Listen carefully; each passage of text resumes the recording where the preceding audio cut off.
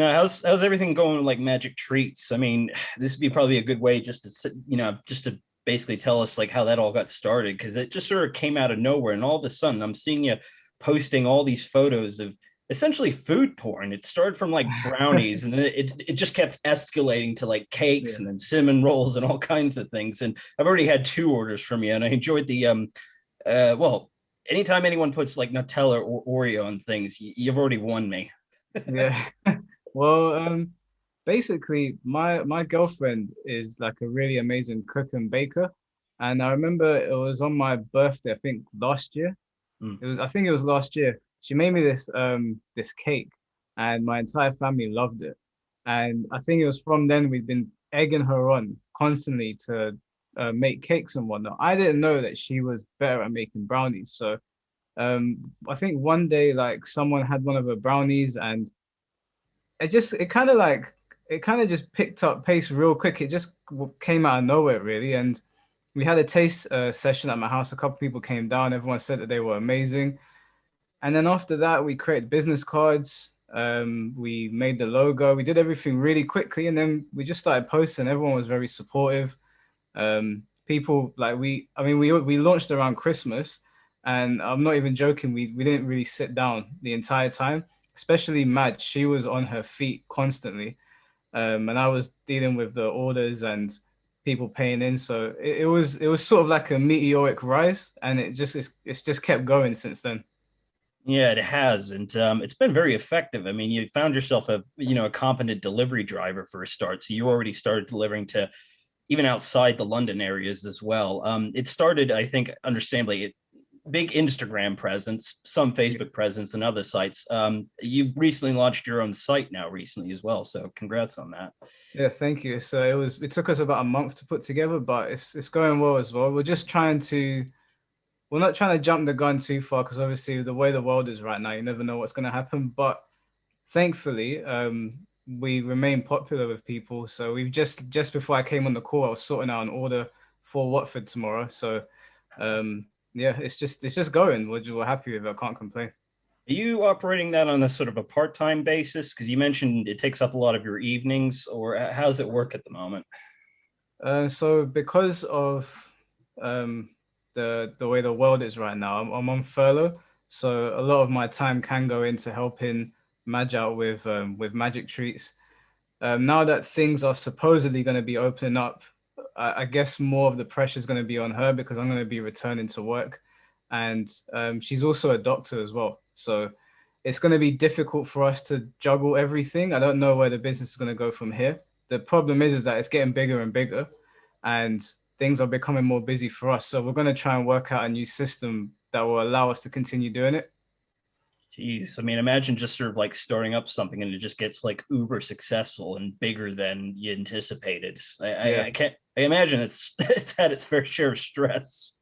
Yeah, yeah, definitely. I mean, we've been a really good team. Obviously, every team at some point comes to blows, but thankfully, me and Madge work really well together. So it's been fun and it's been nice because everyone's been so supportive and they've sort of chosen us over other bakeries, which no one has to do. There's established bakeries out there already, so it's nice to see people are supporting small businesses, especially during this time. Well, I can't think of many bakeries that deliver as late as like 9 or 10 p.m. at night. You Yeah. guys sorted me out on I think it was close to Christmas. Anyways, I'm just like, yeah, I'll have this, and your boy was there like within the hour basically, so that was Yeah. very fucking effective.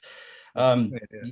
yeah, I mean, no, whatever you've done, whatever you sort of set up, it's doing its job and probably a bit too well. Yeah, we just didn't anticipate it being like this. But me and Madge are both the kinds of people where if we're gonna do something, we're just gonna go 100 miles per hour straight away and treat it as serious as possible. And thankfully, I think through our efforts of treating it like a serious business from the get-go, people took us seriously, and we've had regular customers ever since. We come down to Watford very often to do deliveries, and it's expanded all over the UK now. So we've had deliveries in Scotland, Oh, we've had them in nice. Ireland, we've gone to Wales.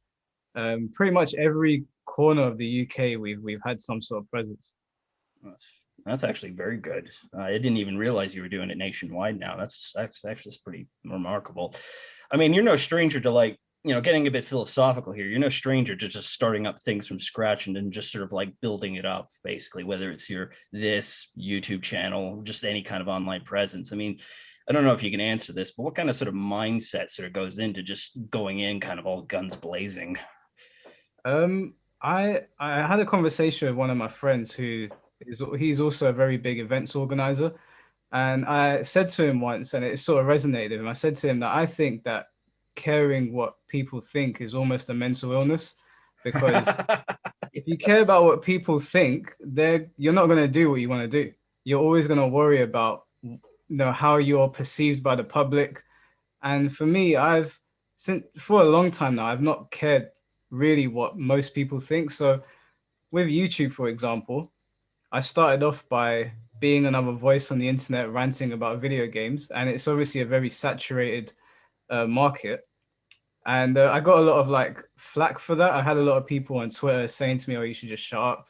But I've always been of the mindset where if I want to say something, I'm just going to say it. And if I want to do something, I'm just going to do it. So I think people need to get into the habit of not caring what other people think. At least that's what works for me anyway. Yeah, or at least just thinking for yourself. And I don't think Twitter is probably the best place to go for freedom of thought all that much.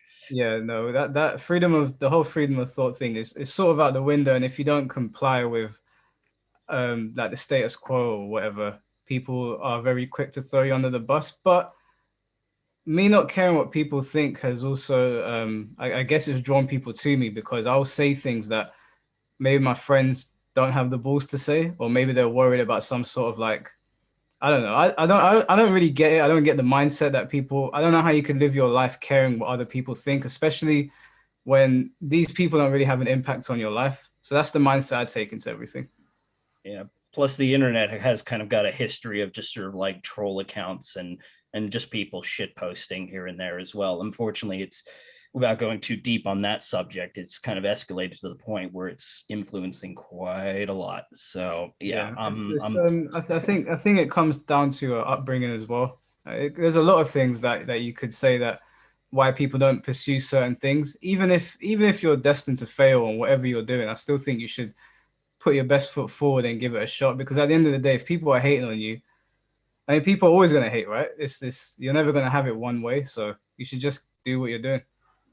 we'll touch upon especially your YouTube channel, but I kind of want to just bring it back to Magic Treats. I mean, I don't know if you can answer it like the numbers game, but I mean, what's the largest amount of orders you've done in a single night?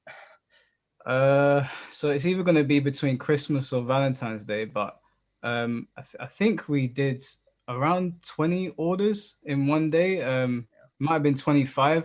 I just remember that I was just loading orders into the driver's car, and the car was getting packed, and we were worried that like, because we had so many orders in so many different parts of London and Watford and Hemel Hempstead and St. Albans and wherever that we were worried that people weren't going to get their treats in time. And I kid you not, we started in the morning and we finished delivering by maybe like midnight. Oh, So it would wow. be between 20 and 30 orders in one day, I think. Yeah, and those are not small orders as well. It's not just sort of like putting stuff into a box. Like having received one of these before, it's a nice sort of carefully crafted package that you sort of send out as well. It's very, very, very nicely presented as well. So a lot of effort goes into each and every one of those, I'm guessing.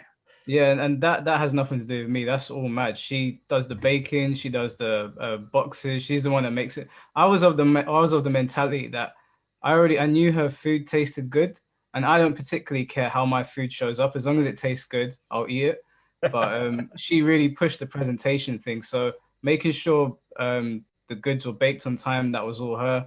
The packaging was all her. She did the research on that. So like all of the praise should go towards her. I sort of just dealt with speaking to people or dealing with money or handling the spreadsheet or stuff like that. Mm. Well, it shows. I mean, the effort's definitely paid off. And yeah, I mean, what do you got planned for the future in regards? I mean, anything you can sort of share with us now whilst we're on the subject? I don't know if I'm officially allowed to share, but I will anyway. Um, we're there's a couple new treats that we're looking at doing soon. We've got we did some taste testing the other day, and Madge took a swing at making pancakes. And honestly, they were the best pancakes I've ever tried in my life. So we thought, let's just go crazy with the toppings and let people decide whatever they want to get on it. They can get 100 toppings on there if they want. So we're gonna look into bringing out pancakes soon. Again, they're done. Madge has done them in her own style. They're not the regular pancakes you'll get somewhere else. So that's something that we're looking into. And then in general, it's just like general expansion, like um, the general road that a business follows with expanding and reaching new territories. It's amazing. I'm looking forward to that. Before I forget, I just remember this as well. For a short time, you had sort of like a collaboration with was it like a cocktail bar or something like that? Yeah. Yeah. So my brother and my sister-in-law own a cocktail business called Cocks on the Rocks. They're really popular on Instagram, and we thought it'd be really cool for us to collaborate because we had quite a bit of interest with people saying it would be nice to have a drink with my brownie. So over Valentine's Day, we collaborated with them, and it went really well, and their business is doing really well as well. So yeah, we've had loads of offers from different businesses to buy our brownies and have them in their shops or collaborate. And we're a little bit picky about where we send our stuff, but their cocktails we felt were up to par the kind of standard we wanted to put out there. So we collaborated them over Valentine's Day, and it went really well. God damn, it must run in the family, It's just, Yeah. just from one business owner to another, I guess. But no, because I looked at that, I'm thinking, God damn, they just they're really sort of tempting people. You got these bright sort of colored cocktails, and then you got all these really unique treats alongside that. Yeah, that's come on, who's going to turn their nose up at that, especially on Valentine's Day, Yeah, especially when most people are at home as well. It's kind of like a no-brainer option. Have this shit delivered to you. Job done. exactly. It's the prime time to get some cocktails and brownies.